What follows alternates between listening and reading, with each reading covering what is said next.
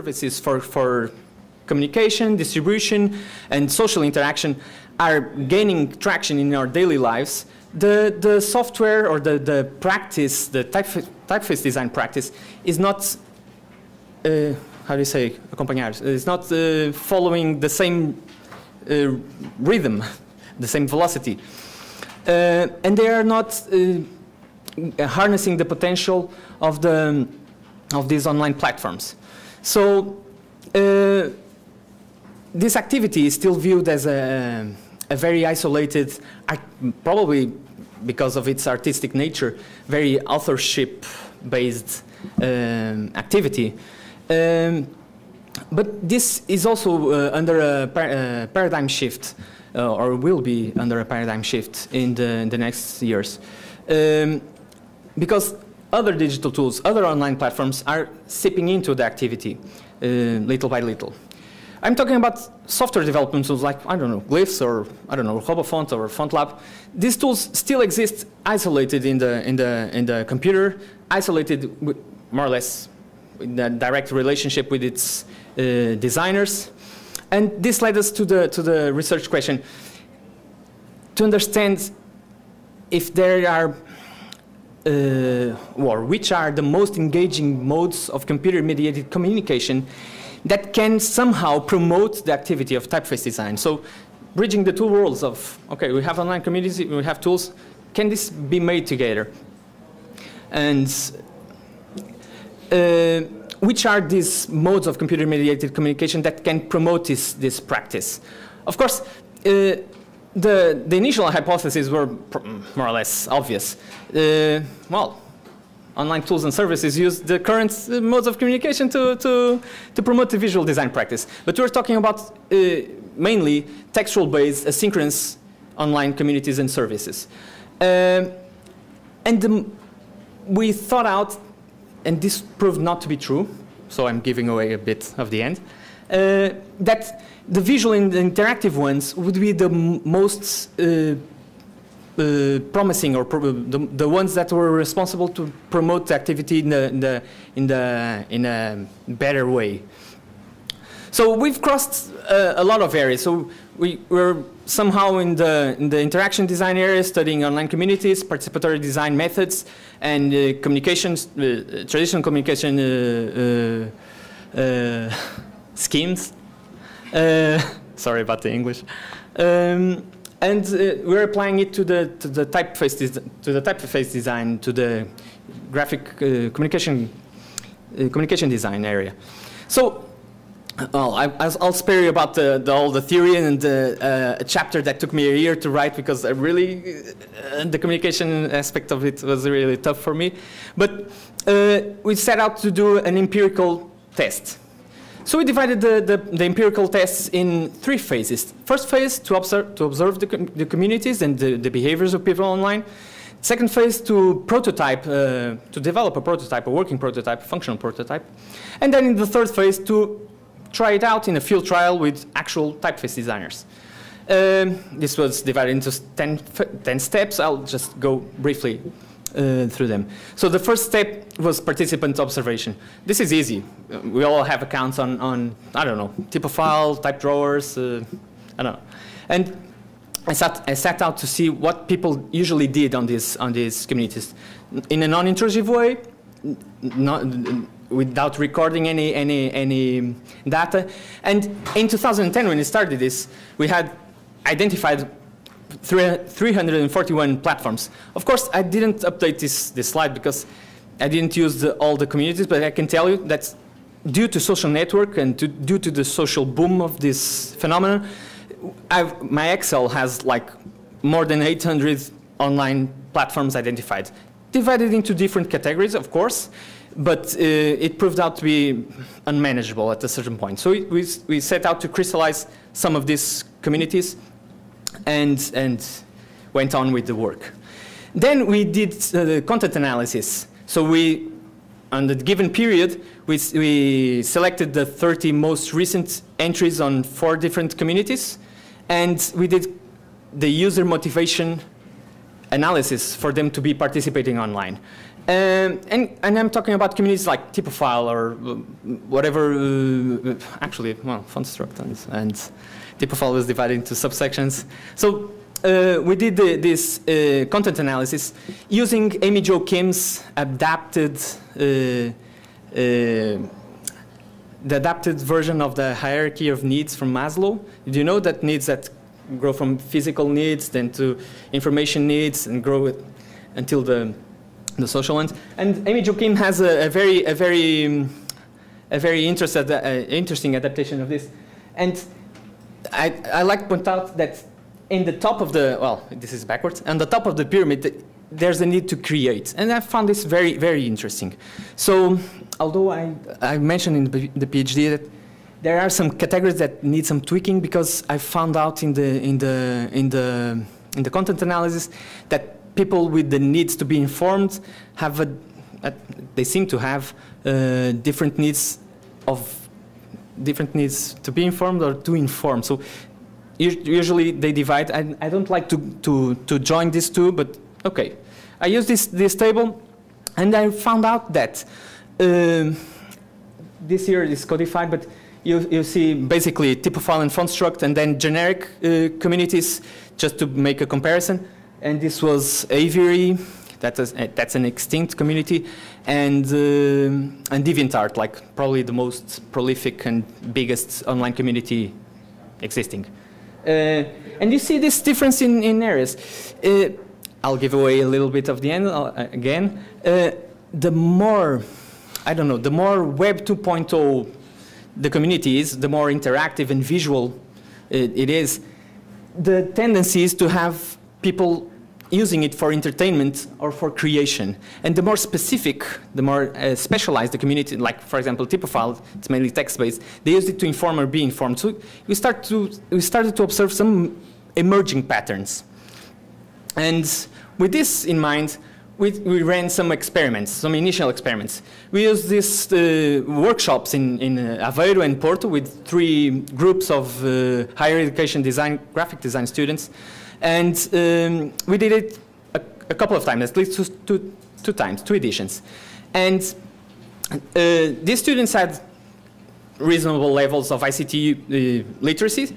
And one of the curious things we found out that we set them in it wasn't a laboratory, but it was a controlled environment. We set them out to do group work.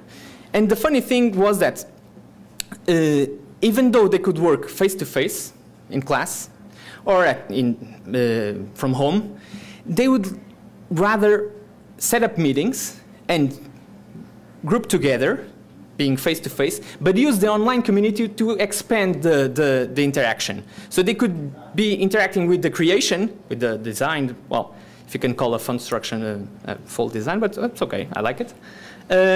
And they would rather use an online platform to expand the presential face-to-face communication. And it was really an unexpected result of these experiences.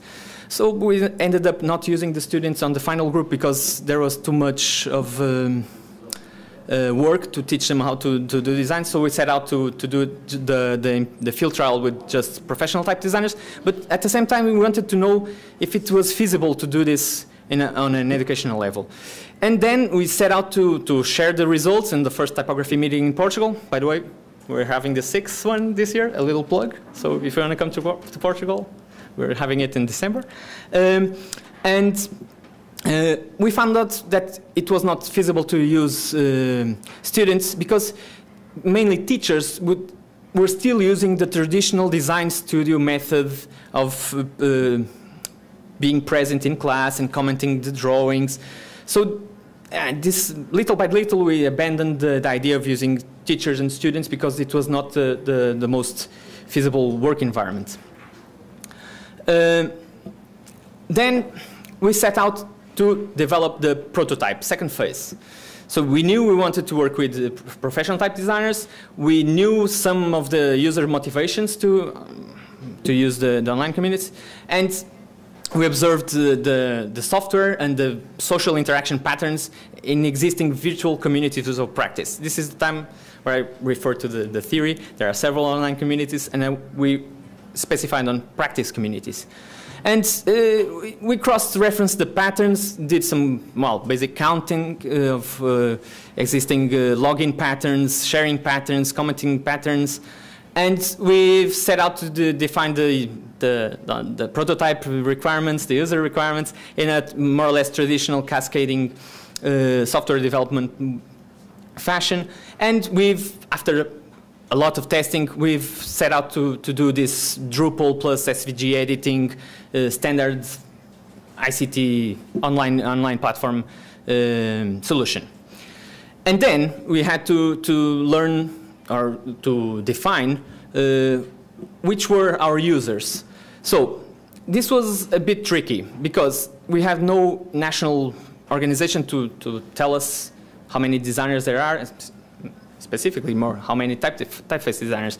And this was really a happy thing to do. We did a lot of online research and contacts by phone, by email, and did some snowball sampling, like asking people to name it others. And I'm pretty confident on the universe of Portuguese typeface designers we have on this study. So I'll just run through this, and I can say, although it's 57 because it was the diagram at the date, we have at least 58 professional typeface designers, people who design and publish typefaces or have them in use. And this was for the study, so 58. And this reveals a lot of, if I find my cursor, this reveals a lot of stuff because if you see here, people are mainly young people, and we can see the first typefaces being published since '95. So this really proves that we have an established profession, but it's only since the digital tools are available, and the average age is fairly low. So we see people coming out of colleges and publishing 1 or 2 typefaces, but not pursuing this activity. But we also saw that, although distributed in time and space, these people use online communities to interact, and some of them just do custom type, and yeah, a lot of data, mainly to say we have not a stable profession, but we have a professional activity established in Portugal, with the designer being on average 32 years of age, around the main urban centers. So this is all natural. This was perfect for us. Maybe someone will help me publish a book on our designers someday, I hope. Anyone?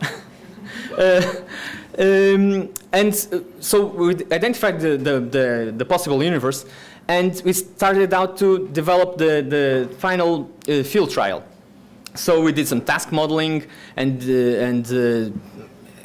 expert testing and persona testing and real users testing. We used it with illustrators and typography teachers, and we set out to do these 2 essential models of interaction. We divided the field trial into 2 sessions. The first one was to be for the designers to discover the software, to try out the software, and the second one for them to sync the social interaction, social activities. So they would more or less organize their collaborative activities.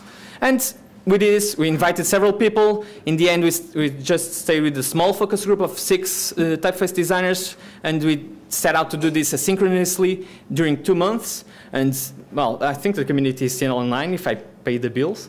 This is more or less the result. Well, it's not a very special.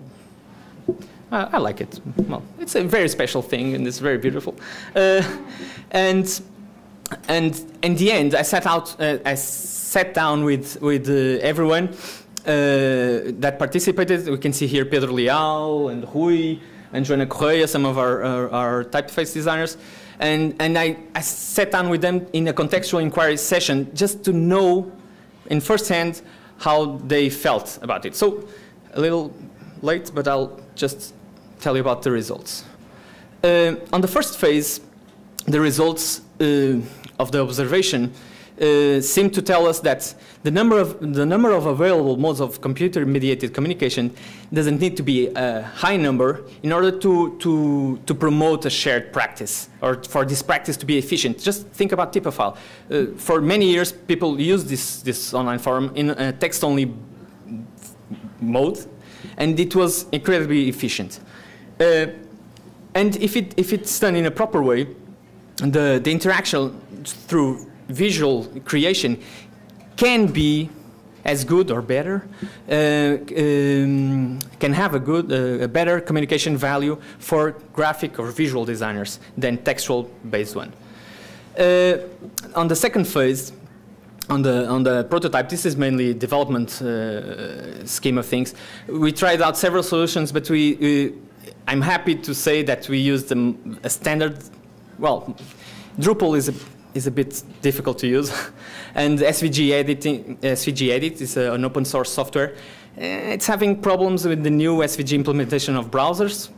Yeah, but the advantage was we didn't use any API. We used an open source solution, a standard solution that still allows us to have the community and the drawing tool available on Google Chrome. And so we promote this standard use of standards. And if possible, when you're trying to do something for graphic designers, implement a visual and direct manipulation editing tool. And, as mentioned by some of them, try to implement parameters, because doing everything by hand is really, really a pain to do. But the most difficult thing on doing this phase was how are we going to develop the social layer in order to promote different users' participation. I'll get back to this. I have 2 minutes. Simple and direct interactive modes are preferred. Everyone said, okay, I don't want to write. I just want to draw, because I know this guy is drawing also, and when I see this drawing, I identify him. So they can identify and know things just from seeing a drawing, right? We see a typeface and we know its author. And the most funny thing was to see that status, for example, people with, well, may I say it's lower self-esteem, were inhibited to participate because there were like other designers they regarded in a higher fashion. So this was very difficult to manage. So it's important to mention that the main obstacle to overcome on this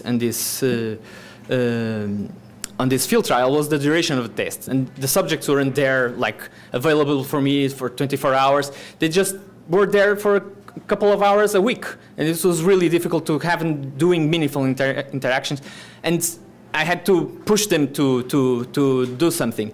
And as you can see, the tool is not very friendly.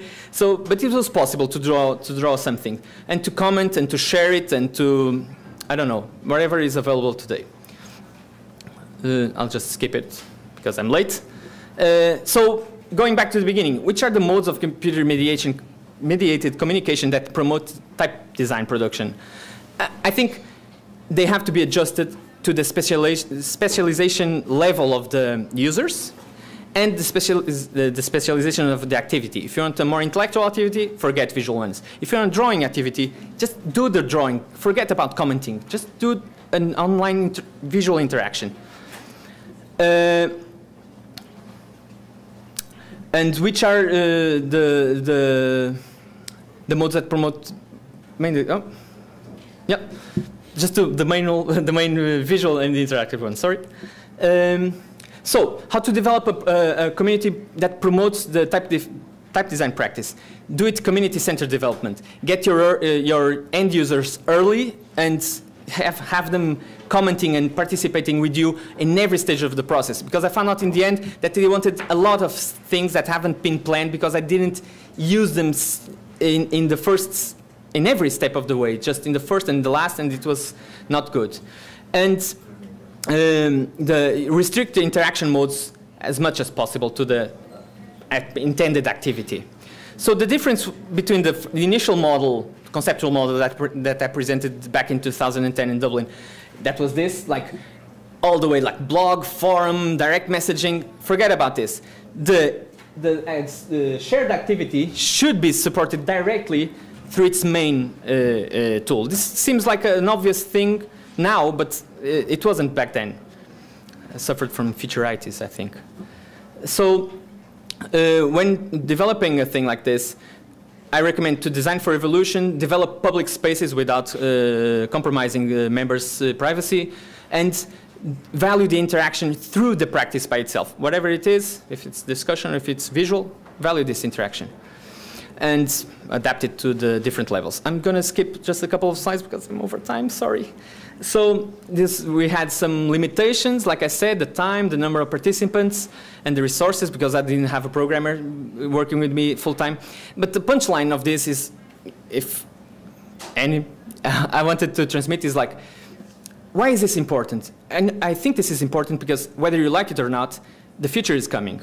Like Peter van Blokken said in 2011, in 50 years' time, we won't have graphic designers, I think, or at least we'll have a new breed of graphic designers.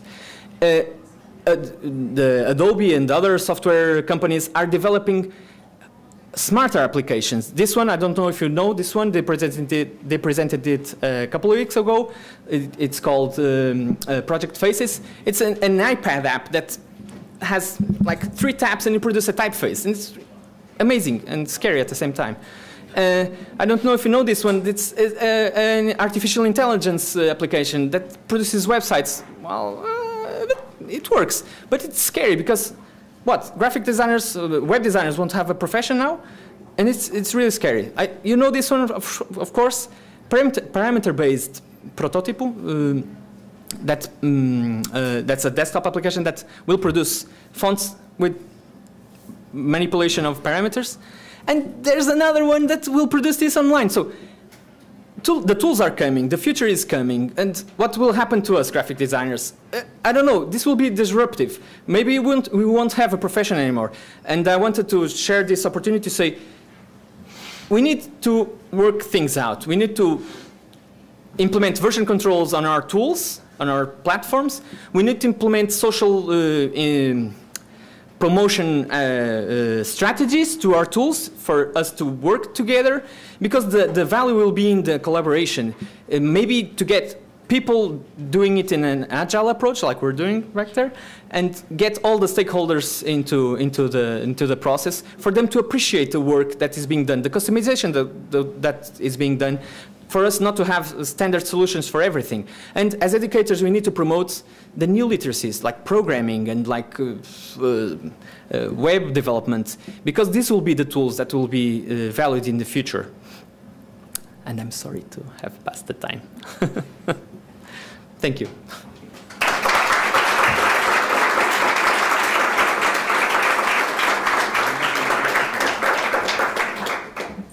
Any questions? Oh.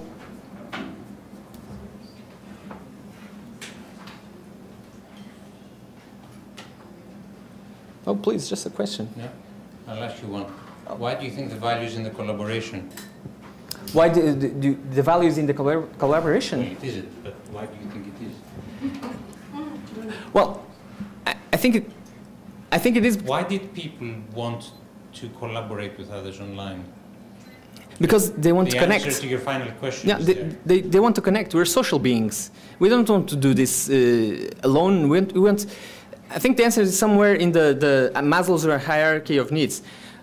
People have different needs to fulfill, and some people just like to put drawings out there. They feel okay, it's okay. What's missing? You showed at the beginning tools that are self-contained. Yeah. And I'm at risk of repeating myself, but anyway. Tools are self-contained, and you documented that people try to find out how to do things or get feedback from people through a range of online tools. Right? Which suggests that there's something missing in their learning about their practice, that the way they've been trained or the way that they use the tools doesn't help them find out, and therefore they have to try to explore these social tools. Yeah. So there's a need that the tools, the online environments are fulfilling. Yeah. which you have demonstrated and actually refined. I don't like to say demonstrated, but I say you demonstrate that there is a need. People actually spend time, they invest time, they invest risk in finding out things online. Yeah. So my question is, what is it that they're really trying to find out about type design through these online environments? Oh, now you got me. Okay. So for us in Portugal, in 1985, the photographer manual you thought would tell you how to design, and later people go and do type design workshops, thinking that learning how to make a font will teach them how to do type design, and then it becomes difficult. And we don't see fewer Portuguese designers or Brazilian designers and so on designing type, even though the tools are easier and essentially cheap, free, right? They're online. Yeah. So as tools get easier, gets cheaper, we don't see people going out of work. Yeah, because the work is being, it's changing. People, for example, now they want. I'm agreeing with you. I'm just saying that we're missing the elephant in the room. The elephant in the room is the knowledge of the practice of type. Yeah, for us it was a lot of people is internalized. People are talking in the morning about internalized practice or explicit practice. The tools don't describe the knowledge. Yeah. Yeah. A lot of the documents that we use, like the texts you showed, don't actually describe very well the knowledge. So people are flocking to these online environments because they're thirsty for a knowledge that is not well expressed. And this gets you access to a vast area of knowledge. Yeah. For us, it's very simple. No. A vast area, vast user. It gets you access to anybody who has the time to spend on the tool, on the environment. Yeah. Sorry. So I'm really curious to see what the next phase of your research will be, and whether you're going to find a way to build a trust system in your research, because on the online environment, Joe Blogs from some trailer park in Minnesota has the same value in what they type as Matthew Carter. Yeah. Words are words on a screen. How do you ascribe value to them? That's very simple. Does in your theory, tool do this? It will do. People do. Yeah. Okay. In the future. So, guys. I've given you what you've given next year's ATypI. No, you've given 4 years' work now. No, thank you. Good. Sorry, I didn't want to put you in a corner there. But No. Although there is a really important aspect of it, because perhaps people, I'll use the Portuguese example because it is actually really important. Yeah. In Portugal, there is a very big community of educators of sort of your generation who have to do PhDs. And you have to do it because otherwise you don't get your contracts renewed. Yeah? And I don't know if this is the case in Brazil, where I think, I know that's more difficult to get into a federal university unless you have all the papers and so on. But what is possible to do in a PhD, especially if it is a part-time PhD or it's something that will fit the definitions of the bodies that award PhDs at a specific country, at a specific time, might not necessarily be the most interesting question to ask about your discipline. Oh, you're killing me, man. No. I've been ranting about this for quite some time, but I think we as a community have failed in actually explaining to our institutions and the bodies that are funding our research and our practice, what is it that is really worthwhile studying. So now we know, through projects like yours, that actually people ascribe value to some sort of collective knowledge that is not very well expressed otherwise, because actually it's a very inefficient way to spend hours online trying to get feedback from people. So we know that we don't have very good ways of capturing the knowledge embedded in our practice. But that's a very difficult research objective. And I don't think it's your generation. I think it's the next one. Because since your generation of practitioners, the sort of 30-somethings are sort of burned. Because you're the ones that will sort of bear this, and when you reach the stage where you're the ones making the decisions, you will have gone through this, and then the next generation of sort of researchers will be able to actually apply for something that is perhaps more refined in the nuances of our discipline. I hope so. That's my reading of this. I find this extremely promising and interesting. I read it as a hurdle that you have to get through, get that PhD, and then you have a bit more freedom to actually do the research that you really wanted to do. I really wanted to develop the tool, but it didn't like me. Yeah. So, despite my I am a huge fan and supporter of what you're doing, and I see it as a very interesting development. Yeah, thank you. Sorry, my apologies, I monopolized this. Thank you.